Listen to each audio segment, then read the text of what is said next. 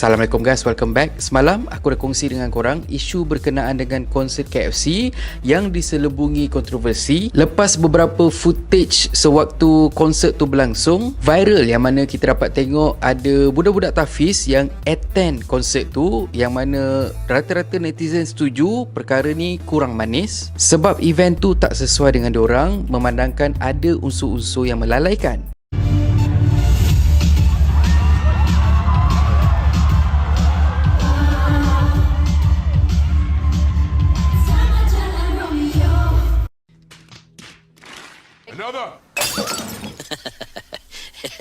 Aku tengok ramai pihak yang tuding jari kepada pihak KFC, cumanya aku tetap dengan pendirian aku, yang mana aku tak rasa kita patut salahkan KFC 100% dan seeloknya kita tunggu penjelasan daripada pihak dorang. Tapi dalam isu monyet-monyet yang dekat mosh pit tu memang tak boleh nak buat apa, sebabnya benda tu memang di luar kawalan sesiapa pun. Cuma perkara ni boleh jadi satu trigger ataupun satu reminder kepada organizer konsert supaya lebih berhati-hati kalau kata ada buat konsert-konsert terbuka macam ni.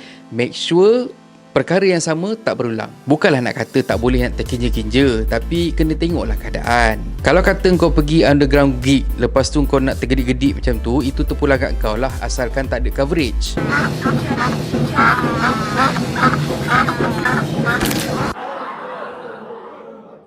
Kesian lighting tu.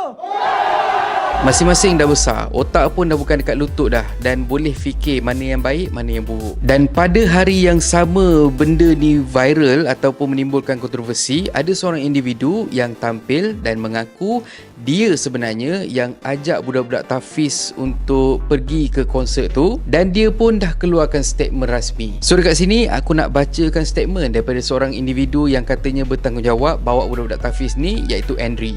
Kata dia, saya mengambil maklum akan isu tular berkenaan KEPCI Music Festival bersempena sambutan 50 tahun KFC yang telah dianjurkan pada 26 Ogos 2023 bertempat di Stadium Melawati Shah Alam. Pertamanya, saya ingin menyatakan bahawa pihak KEPCI dan kerajaan adalah tidak terlibat sama sekali dengan kehadiran pelajar Tafiz pada hari tersebut. Mereka juga tidak diberi sebarang makluman mengenai perkara tersebut. Inisiatif ini sepenuhnya dari pihak saya yang ikhlas untuk memberi peluang kepada anak yatim yang kurang berkemampuan untuk merasai pengalaman menghadiri festival tersebut dan diraikan bersama-sama.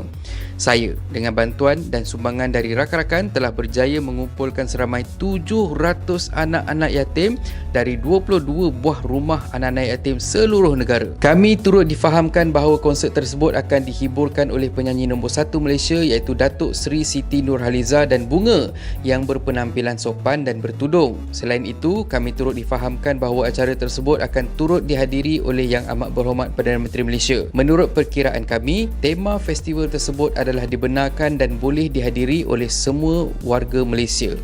Okay, make sense. Untuk makluman, kanak-kanak yang viral memakai jubah hijau dan berserban putih adalah dari Madrasah Watahfiz Al-Quran Rohingya TTDI Jaya. Mereka anak-anak pelarian Rohingya beragama Islam dan hampir tak tahu berkomunikasi di dalam bahasa Melayu. Habis tu kalau kata tak tahu berkomunikasi dalam bahasa Melayu, kenapa bawa pergi tengok konsert di Datuk Siti Nurhaliza? Kan ke dah tercengang tengok Datuk Siti nyanyi? Aku ingatkan dia tercengang tu pasal tengok monyet kat mosh pit je. Tujuan kami hanya ingin menghiburkan mereka kerana di dalam Islam sendiri tidak membezakan sempadan dan status pendatang haram mereka. Secara haram, lepas tu boleh bawa ramai-ramai datang pergi konsert. Kalau kata dorang lari ke apa ke, macam mana? Cuba cerita. Kami juga mohon agar pihak berwajib dan mereka yang lebih Islam supaya lebih cakna akan kebajikan anak-anak ini daripada hanya tahu bercakap. Amboi, sempat dia attack. Sekian kenyataan dari saya, Andri Ung Hang Siang. Terima kasih. So basically itulah apa yang secara rasminya dinyatakan oleh individu tersebut. Nak kata individu ni lipat, masalahnya dia dah siap bagi dah nama Tafiz dan juga lokasi Tafiz tu. Jadi apa yang dia katakan tu mungkin ada kebenaran. Cumanya sampai sekarang aku masih lagi tak pasti Mamat ni siapa. Aku dah cuba cari dan memang tak dapat nak jumpa info pasal individu ni. Apapun pendapat aku, rasanya apa yang diperkatakan oleh individu ni agak logik dan memandangkan dia, aku rasa non-Muslim. Makanya mungkin dia kurang arif pasal adab dan juga peraturan untuk budak-budak tahfiz. Tak apalah, aku harap bila kata jadi macam ni, pelajar-pelajar tahfiz lepas ni kalau kata nak pergi mana-mana majlis, tolonglah tapis dulu. Kalau ikutkan, ini bukan kali pertama benda-benda macam ni viral. Sebelum ni pun pernah terjadi, pernah viral yang mana ada seorang ni dia pergi jemput anak yatim dan juga pelajar tahfiz untuk pergi ke doa selamat yang dia anjurkan. Tapi masalahnya dia siap berpakaian wanita. Dia kena ingat, niat tak menghalalkan cara. Memang bagus korang ada terfikir untuk jemput anak-anak yatim, anak-anak tahfiz, tapi dari segi macam apa yang dipersembahkan, tak kisah sama ada dari sudut individu tu sendiri ataupun majlis tu, itu semua kena ambil berat, kena ambil kira juga. Ya? Jadinya kepada para penjaga, cikgu-cikgu ataupun ustaz, tolonglah jangan sekat jagang. Ya? Kalau tahu majlis yang nak pergi tu ada elemen-elemen yang against ataupun bertentangan dengan Islam, sebagai contoh macam tadi kan, memang kita tahu benda tu tak boleh dekat dalam Islam.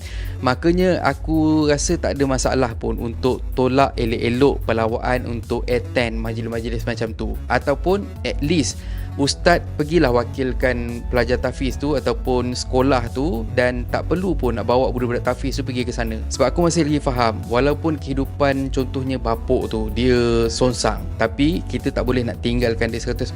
Kita still lagi kena pergi menyantuni, dan sikit demi sikit mungkin kita boleh tarik dia untuk kembali ke jalan asal. Itu pandangan aku je lah. So macam tu lah cerita dia. Alhamdulillah rezeki sebab perut budak-budak ni terisi dengan KFC. Cuma mata diorang je lah tercemar sebab diorang ingatkan dapat tengok Datuk Siti Nurhaliza je beraksi dekat atas pentas. Rupanya dekat bawah pentas diorang dapat tengok ada zoo.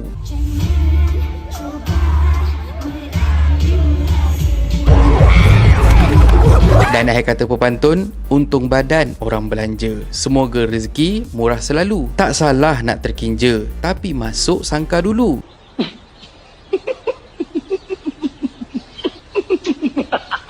Dan kalau korang suka konten ada dalam channel ni, please consider to subscribe. Okay, so thank you very much for watching and have a nice day. Assalamualaikum. Assalamualaikum guys. YouTube ada fungsi baru iaitu Super Thanks. Siapa yang nak belanja aku kopi, korang boleh tekan butang Super Thanks kat bawah ni. Korang belanja aku RM6 je. So kalau sesiapa yang nak belanja aku kopi, bolehlah tekan Super Thanks ya. Anyway, terima kasih sangat-sangat untuk sokongan korang. Assalamualaikum.